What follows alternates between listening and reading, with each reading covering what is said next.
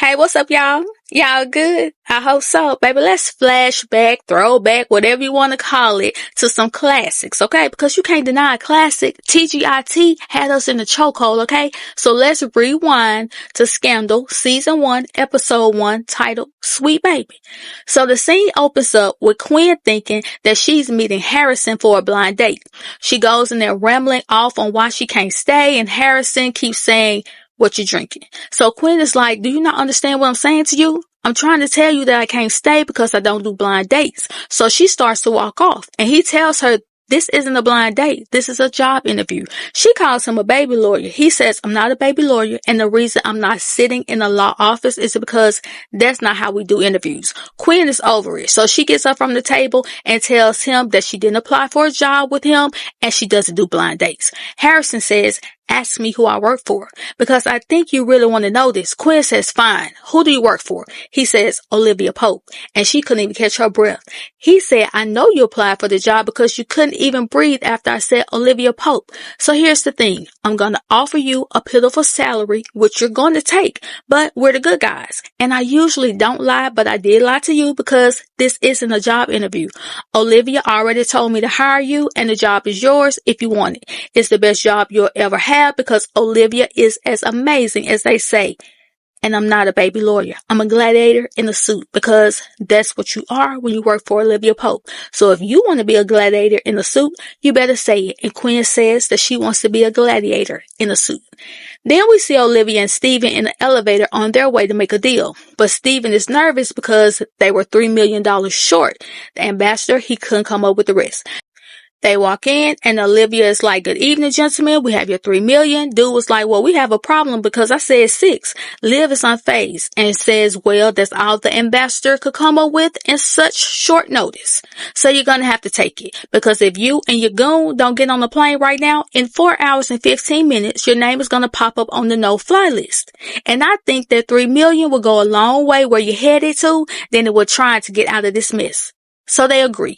Olivia takes what they came for and struts right on up out of there. Harrison and Quinn, they make it back to the office, and Harrison tells Quinn that she's showing too much cleavage, but just come on. He introduces her to everybody, and once she sees Liv, she's starstruck, and she starts rambling about how much she loves Liv. So then Liv pulls a baby out of the box that her and Steven just picked up. The ambassador, his wife, and security walk in. They thank Olivia and take the baby. Olivia gets paid. Everybody gets up from the table because they're about to go home, and Quinn is just standing there like, "Okay, so what's next? What's happening?" Then you hear Huck say, "We have incoming," but they like, "Look, take a message. We about to go home." But it's not a phone call. It's a man walking in covered in blood talking about his girlfriend been unalived, and the police think he did it. The man is Lieutenant Colonel Sullivan St. James. He's a war hero, a very declarated officer. They find out that his girlfriend was popped 3 times in the head. Sullivan called the police but didn't stick around. Quinn wants to know what can they do since it looks like he did it. They start questioning Sullivan. They say, "Stay in this room. We got to keep our eye on you. Don't come out. Don't leave. Don't make no phone call."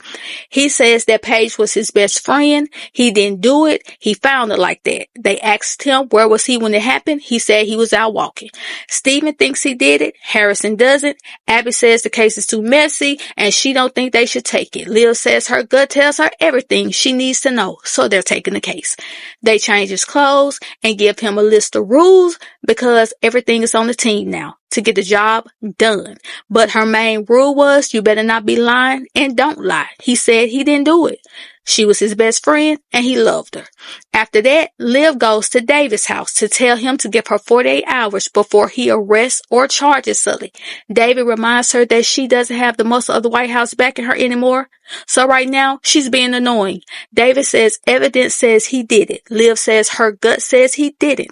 David gives her 24 hours to do what she has to do.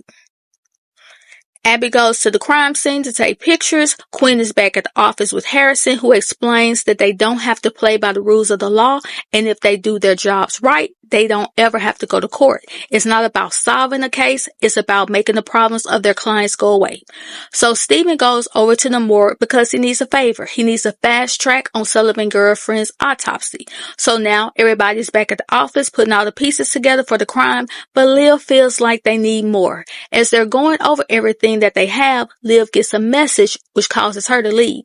The message is from Cyrus. Cyrus tells Liv that the president needs a favor because there's an aide going around saying that she's having an affair with him. Cyrus tells Liv that he needs her to shut the girl down. Liv says in order to do that, she needs to see the president. That's the only way she's taking the case. So Cyrus makes it happen. Liv is over there getting cute to meet the president at Camp David. She arrives, goes in, greets Cyrus, and Melly comes out and gives her a hug. And she tries to hook Liv up with somebody, but Liv like, no, I'm good. Liv, Fitz, and Cyrus go for a walk as they fill Liv in on the details of Amanda Tanner. Liv asks Fitz if he did it. He says no, he would never, because he wouldn't fall for some young girl because there's only one person he loves. Cyrus thinks Fitz is talking about Melly, but Liv knows he's talking about her. So she says she'll handle it. Quinn discovers some new information about Paige, and Abby follows up on the info by visiting Paige's friend, who she was supposed to meet on the night that she was unalived. Abby can tell the friend is withholding some info, so the friend finally tells her about some guy Paige was seeing on the side. Liv makes it back to the office, passes a folder to Quinn, and tells her that she has 24 hours to find out everything she can on Amanda Tanner, and she needs to come with her. They find Amanda at the park, and she tells Quinn, "You my witness, okay?" Olivia starts the conversation like she's interested in the dog, and then she goes straight in. She tells her that there will be consequences for telling lies on the president. She runs down Amanda's medical history as well as her mama's mental history, and she warns her what could happen if she continues with stories about having relationships with the president. Amanda says that Fitz told her that he loved her. Liv tells her that's the type of talking that'll get you in trouble. Just hand over your resignation, pack up your little things, and leave. Amanda doesn't understand why Liv is treating her like that, so she walks off in tears. Quinn is crying after the encounter. Huck tells her not to let Olivia see her cry because Olivia doesn't believe in crying. Huck says, "I don't know why you're here, but oliviapope fixes things and Quinn needs fixing. That's why Liv chose her." Liv calls Fitz to find out if he bought Amanda that dog. Fitz says no, and she's watching him on the TV to see if he's telling the truth. Abby comes in and lets Liv know that Sully knew that Paige was sleeping around, and they also learned that his fingerprints were all over the murder weapon. Liv is pissed. She rushes into the room to find out if Sully knew that Paige was sleeping with that man. He finally says yes after they tell him that he's gonna mess around and go to jail.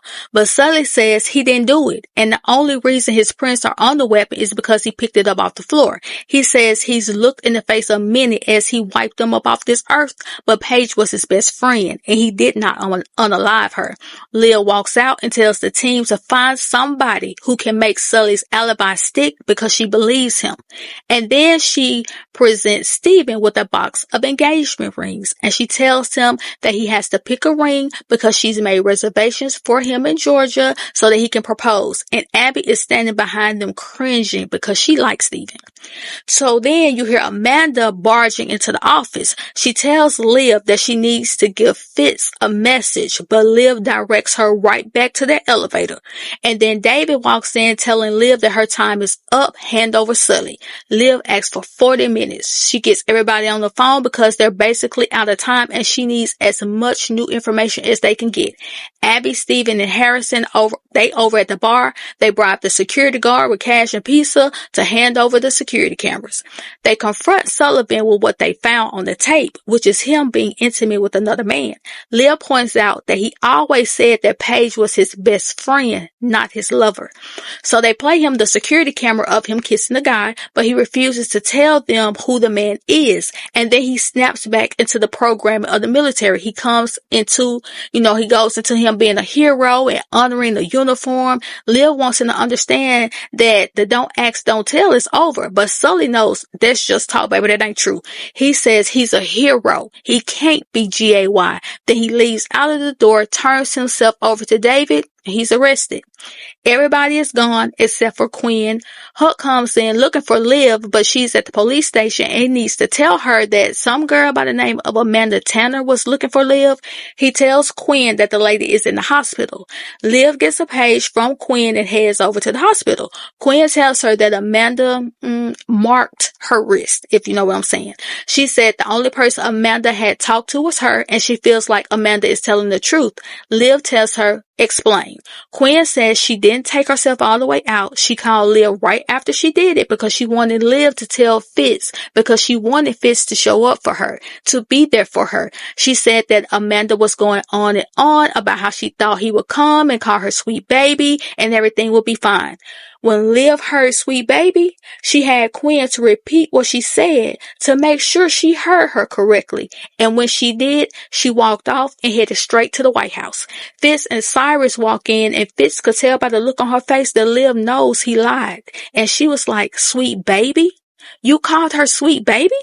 Fitz didn't answer. He just points to the ceiling and tells her to walk over by the window where they can't be seen or heard. Fitz says, you left me. Liv was like, because you were married. You're married. And I wanted you to be a better man. He moves in close and she acts like she just can't compose herself. I was like, Liv, stand up. So she asked him again if he bought Amanda that dog. He didn't answer to that question. He just said, I love you. Liv pushes him away and then smacks him, talking about, I believed you. You clouded my judgment. You made me mistrust my gut because I wanted to believe you. I destroyed that girl and she tried to take herself out. Now Fitz ain't saying nothing. He rushes over and starts kissing her. I'm like, Liv is so weak for this man, just pathetic.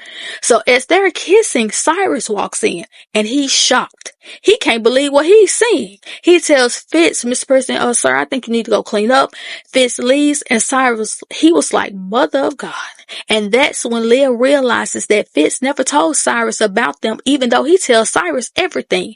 So now she feels like it was because their cheatership didn't matter enough. Cyrus tries to get her to stop, but she rushes off and she meets Steven at the restaurant. He's hiding out in the coat closet because he's so nervous about proposing. He's worried about not being good enough for his girlfriend. Liv tells him he has to try. And the speech that she's giving Steven, she really talking to herself.